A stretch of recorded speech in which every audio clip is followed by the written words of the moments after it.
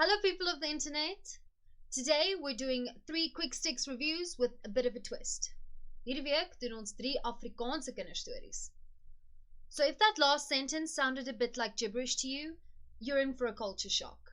The rest of this review will be in Afrikaans, so unless you're interested to hear me ramble without understanding, I'll see you next week for another English review. Okay, nou dat dit net ons goeie mense oor is, kom ons begin. Die eerste een is net Aliens eet Spinasie. Hierdie was vir my 'n 5-ster boek met die pragtigste illustrasies hierin wat regtig die karakters en die wêreld laat meer werklik voel. Dit maak dat jy dit maklik vir jou kan indink want hierdie is maar 'n baie beginnerboek vir kinders. So ja, dis regtig nice dat jy sulke mooi prentjies saam met dit kry. Tweede ene is 4 sterre. Dit is meer 'n boek vir op tieners. Dis meer 'n boek vir tieners. Die Sakmense. Ja, 4 sterre. Ek sal nou alles verder verduidelik. En dan derde boek is Droomoog Diepgrawer. Hierdie was 3 sterre. Dit was nie vir my 'n wenner nie.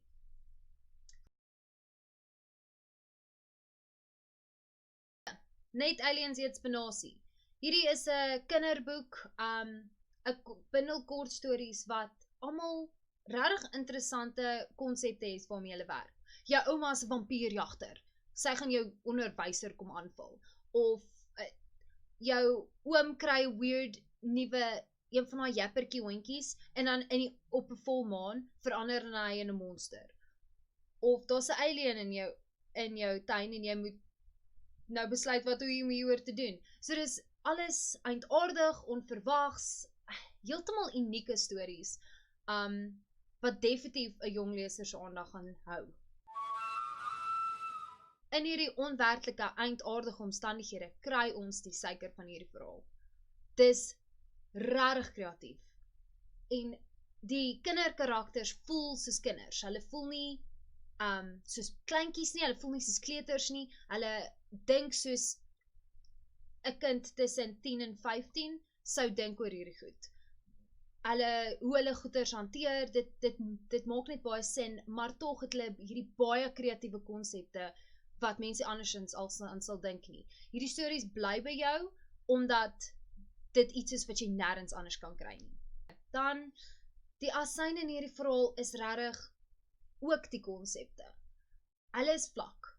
Dit is wel die rede dat dit nog steeds 'n 5-ster boek is, want dit is net kort stories. Daar hoef net een storie uit hierdie konsep uit te kom. Jou ouma is 'n vampierjagter.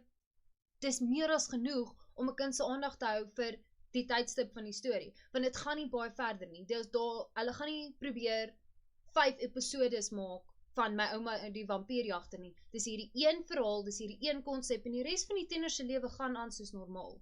Of so normaal soos wat dit kan aangaan nadat jy so iets beleef het. Maar ja, so dit doen niks aan die kwaliteit van die stories nie, maar daar is nie regtig 'n potensiaal vir 'n tweede of 'n derde verhaal binne in hierdie wêrelde wat geskep word nie. Dis maar vlak konsepte. So ek sou definitief voorstel, jy kry hierdie boek as jy hou van kinderstories, as jy hou van Afrikaanse kinderstories, as jy 'n boetie of 'n sussie het wat jy regtig net wil ruk en inlesing kry. Hierdie is 'n great boek om mee te begin. Hy's, soos ek sê, die konsepte hier, kreatiwiteit, die realisme, en jy weet, hy kyk nie neer op jong lesers nie, wat baie kinderboeke doen. Hierdie skrywers sien hulle self nie, of hierdie skrywers sien nie kinders benede hulle self nie. Hulle is op dieselfde vlak, hulle praat dieselfde taal, die styl en alles werk regtig. So, 5 uit 5 boek gaan daarvoor.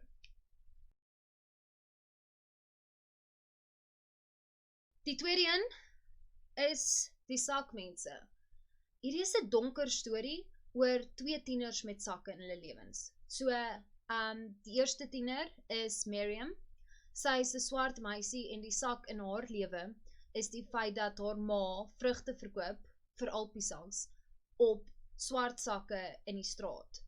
En sy probeer alles wat sy kan doen om weg te kom uit daai omstandighede uit. Ongelukkig kan sy nie meer skool toe gaan nie en sy moet gaan werk want haar ma verdien nie genoeg geld om vir hulle almal te sorg nie. En dit is die sak in haar lewe wat haar identiteit terughou. Sy was baie slim, sy kon iets van haar lewe gemaak het, maar nou moet sy 'n ander vrou se huis gaan skoonmaak. Verstaan, so daai omstandighede is die sak in haar lewe. Metafories en realistiese sakke wat saamwerk hierso. Die ander meisie is Thea, en die sak in haar lewe is 'n siekte. Iets met haar niere of iets te doen, wat beteken dat sy 'n sakkie by haar dra, waar in haar piepie gaan. En sy gaan ook nie meer skool toe nie as gevolg daarvan. Ons kan almal voorspel dat dit vir haar moeilik maak om vriende te hou. Sy wou net mooi gewees het, haar pille het haar bietjie vet gemaak en toe hou sy op haar pille drink, dis hoekom dit op die punt gekom het dat sy die sakkie by haar moet hê, en sy wil net 'n normale tiener wees, maar ongelukkig is sy siek, so dis die sak in haar lewe, en nou kan sy nie eers meer skool toe gaan nie, en Miriam toevallig kom in haar huis in om haar huis skoon te maak, en saam werk hierdie twee tieners aan hulle eie identiteit, en hulle probeer hulle self verwyder van die sakke in hulle lewens. Dis deel van wie hulle is, hulle kan nie heeltemal daarvan wegkom nie, maar hulle kan 'n identiteit skep buite dit, of beter as dit. So dis basies waaroor hierdie storie gaan. Dis definitief iets wat jou laat dink, en dis ook 'n regte storie wat by jou bly. Suiker, die karakters en die storie, ek dink net van wat ek nou verduidelik het, dis gaan regtig diep en realisties in moeilike lewens en moeilike omstandighede in, maar saam met dit kom ook die asyn daarvan. Dit het die geneigtheid wat ek nogals baie onder Afrikaanse stories vind, om diep en depressief te wees. Iets kan nie diep wees sonder dat dit heeltemal 'n tragedie moet wees nie. Daar's elke bietjie lig in hierdie storie word doodgedruk so vinnig as moontlik, en dis donker. Dis regtig, ja, dit is donker en depressief, en ek is nie mal oor sulke boeke nie. Ek lees boeke vir fun, so dis nie fun nie. Dis nie 'n lekker boek om te lees nie, omdat dit so donker en depressief en soos geen lig, alles slegte omstandighede. Ja, 4 sterre, dit is 'n storie wat by my bly, en is definitief iets wat ek weer sal lees, net om simpatie te bou vir ander mense. Die storie bly by jou, en dit beteken iets. Laaste een is Droomoog Diepgrawer. Hierdie was 'n 3-ster storie. Dis oor 'n familie van erde. Erde is basies soos meerkatterige goed. En hulle het sekere reëls wat hulle moet volg, en hierdie een nuuskierige meerkat, sy naam is Droomoog, want hy droom oor dinge. Hy klim 'n boom, al die erde is super upset, jaag hulle weg.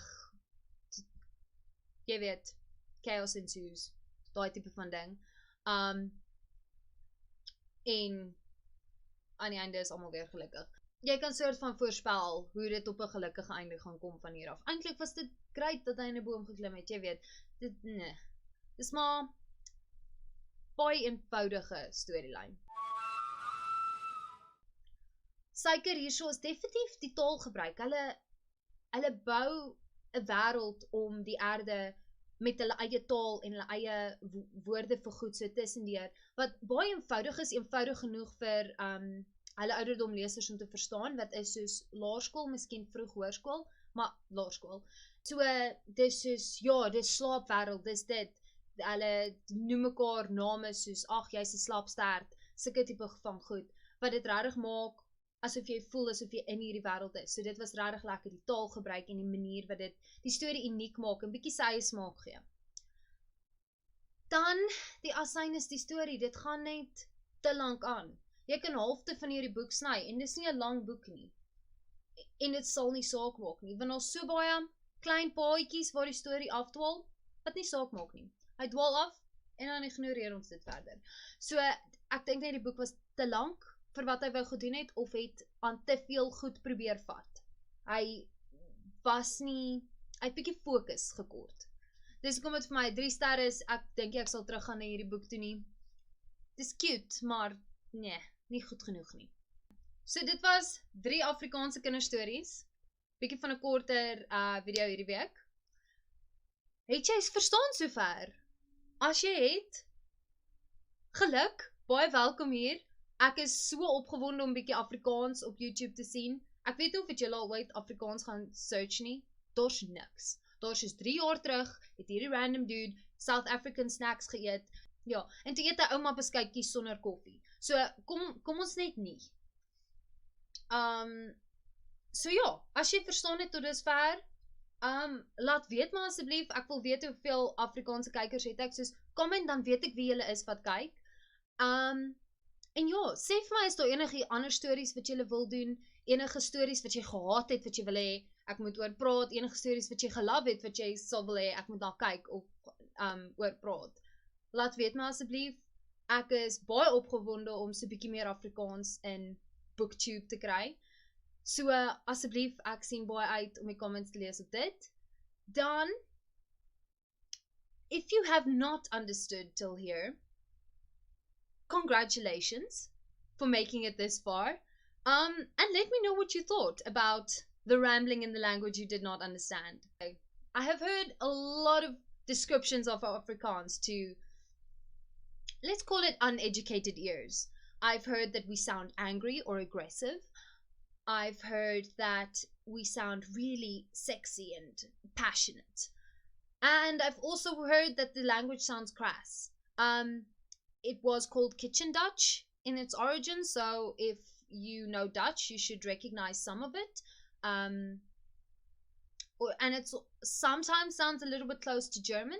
Okay, if you are an uneducated listener, please comment down below and tell me what you thought of Afrikaans. Tell me what you thought of what you were hearing. I'd love to hear it.